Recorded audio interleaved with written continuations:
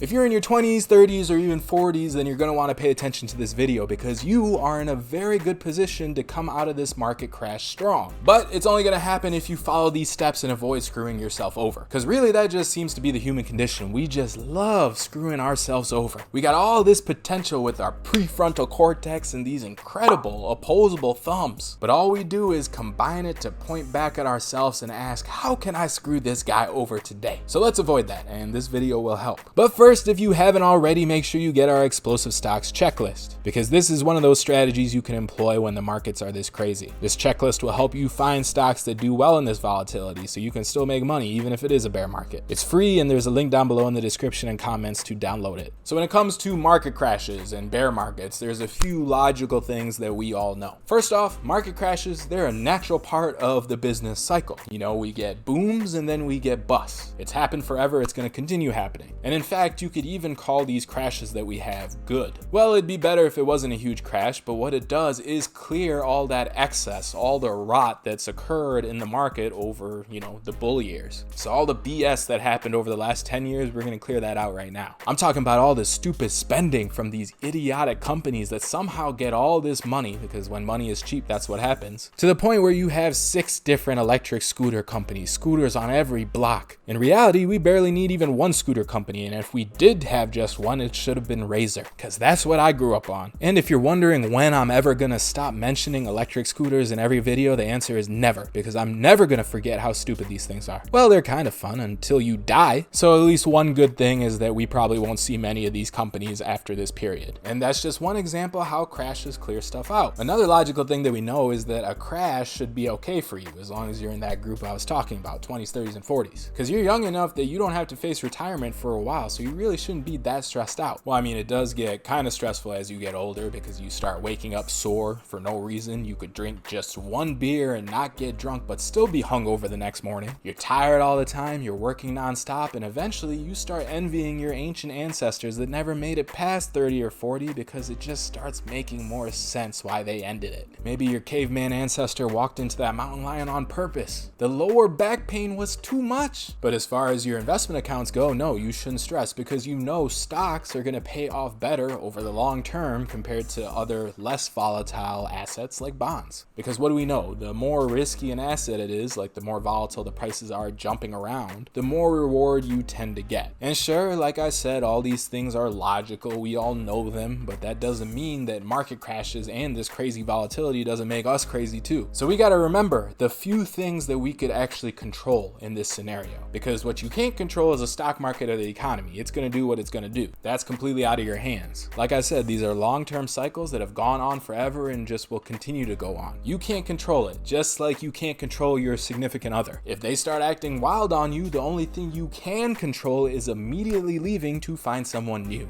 It's like the old saying goes, there's plenty of fish in the sea. So if you teach a man to fish, then the pescatarian life is the life for you. I also heard another similar saying when I was in Vegas. There was this old man on the Vegas Strip just standing there. And he said to me, "If it smells like fish, don't lick it."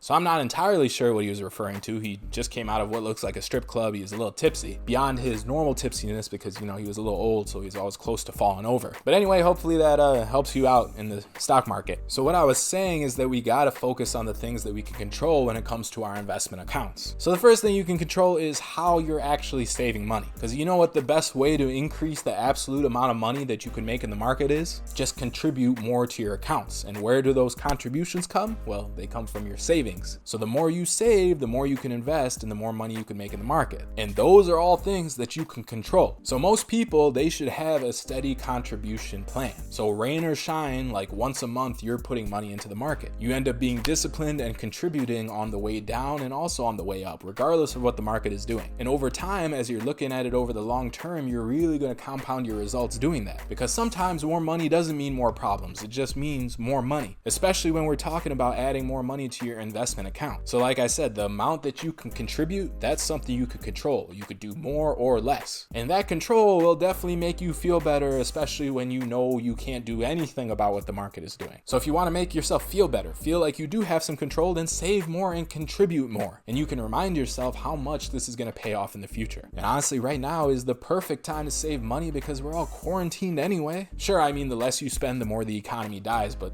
let's put that aside for the moment. For example, you don't have to date anymore. How much money are you about to save by not going out on dates? But then, of course, there's some idiots like this guy. I don't know if you guys saw this story about the guy from Brooklyn. He saw some girl on the roof across the street, and then he sent a drone over, then he bought her flowers, and he bought this bubble, and he was doing all these dates over Skype, just being a complete idiot. 100% simp. It was a terrible video. I don't know if you guys saw it. I had to turn it off. See, if he was a real player, then he would have stayed at home and not left that house and not talked to that girl, because he knows all that money that he's about to save can be put in the stock market, and he could have secured his long-term future. What did Biggie Smalls say? He said, screw romantic relationships, get money and invest it in the stock market. He was a smart man, but instead there's this guy. So don't be this guy, because you know he also caused problems for every boyfriend and girlfriend in quarantine right now. You know the girls are just looking at their guys like, you would never do that for me. And the guys are just like, how could I do that? You're always right next to me. Constantly. I would love if you were in the building across the street. I would send you all the drones you want. Even if you were in the other room, I'd send you a drone. Please go somewhere where I could send you a drone. Just for 5 minutes, go somewhere that's not here.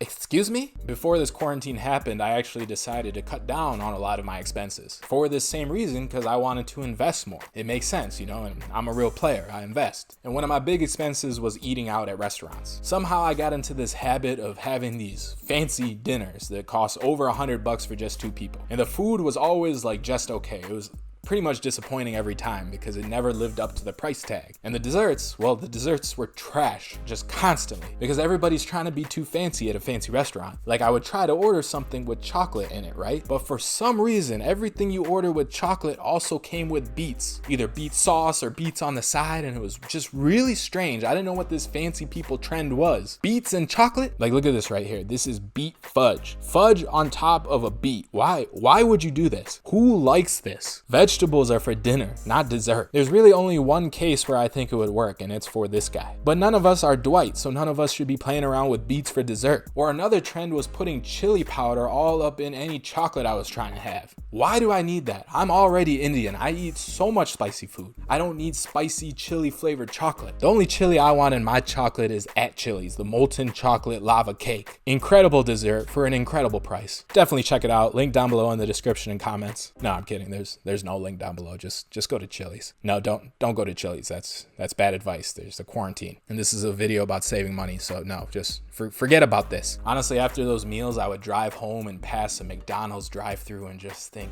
man, McDonald's, you were always there for me, always consistent. My bottom restaurant, always holding me down. Why? Why did I ever leave? The grass was not greener on the other side because no one had that special sauce like you. I'm coming home, girl. Right back to McDonald's. I've been so much happier since I've been back, and so has my wallet, and therefore my investment account. In fact, if you're gonna go to McDonald's, maybe you can start dating again because you could always have your date order off that dollar menu. That is real love. Okay, what were we talking about? Stock market, right? So the second thing you need to do to survive a crash is don't equate your market losses to your salary. A lot of people do this. It's a really bad mistake, and I know it happens, like it's natural, but you got to avoid it. You can't look at the losses in your investment account and think, man, that is like 6 months of my salary gone in 3 days. You just really can't afford to think like that. You got to be like a deadbeat father to his child, completely detached. Markets and your job and your salary do not work the same way. They are completely different animals. The market doesn't give you a check every 2 weeks. That's not how the structure of the market works. And that's true on the upside and the downside, because people are all happy when they make a bunch of money really fast, but then they forget the opposite can happen too. And really at a certain point, when you've saved enough capital, there's potential to make way more money in the stock market than your actual job. That's how the rich get so rich and continue to stay rich. That's why Warren is at the country club smiling all the time, even on those days that he didn't get his Thai massage, as he calls it. Because at a certain point, it's not even your salary that brings you in your most money, it's actually your investments, if you're lucky enough, because it does take a lot of capital. But just like you could make a lot, you could lose a lot too. It just works differently. It's not steady like a paycheck. So just think like Warren when it comes to your investments. The third thing you need to do is accept that those returns in your account were paper gains. And by paper gains, I mean it's not actually your money until you sell a stock and lock it in. The issue is that people see those paper gains in their account and they think it's theirs. And they'd start developing a lot of loss aversion when that market turns around. And this is something that takes time to learn, because if you're looking at your equity curve, which is how much your account is up, because at the top of the market, it looks awesome. Like when I was looking at my account, I was up almost like 40%, and I was like, all right, this is awesome. And for some reason, we all forget that that is just a paper gain, because in fact, with my system and how I'm following it, by the time I lock in the gain, I might have lost some. So instead of having a 40% gain, it might be closer to 30 or 25, which is still great, but that does happen. So you got to learn to not stress out over the fact that it dropped from 40 to 30. It was all paper. It's part of the game.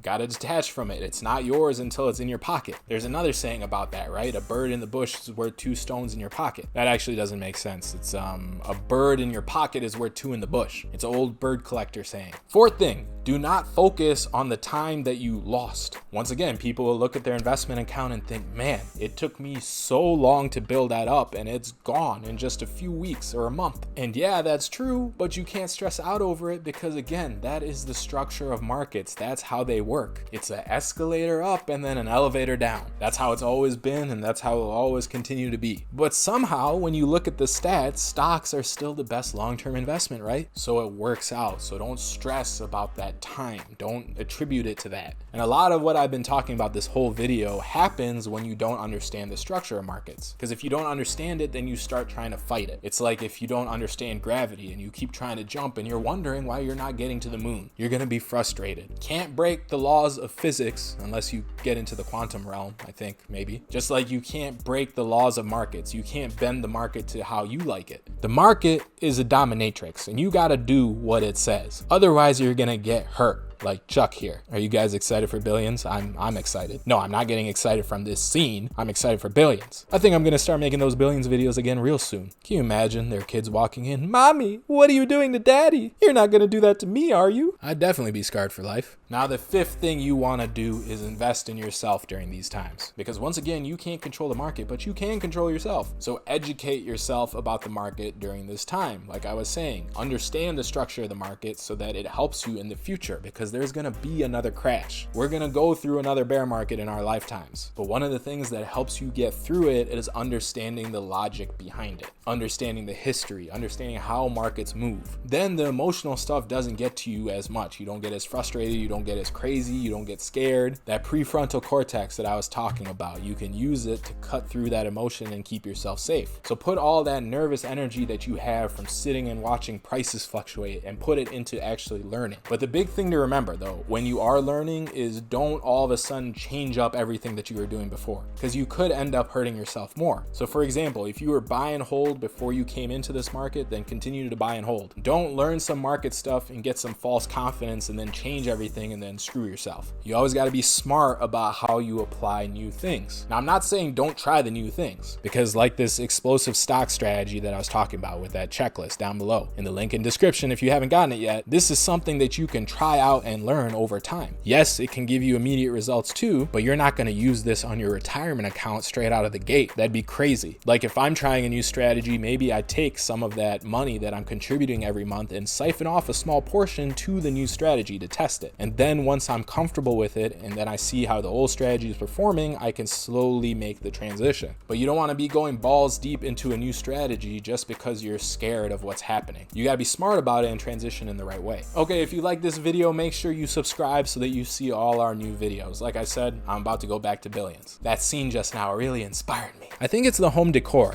They just do such a nice job in these houses of setting everything up. That is one sexy lamp right here. But subscribe to see more, and I will see you in the next video. Stay fallible out there. Bye.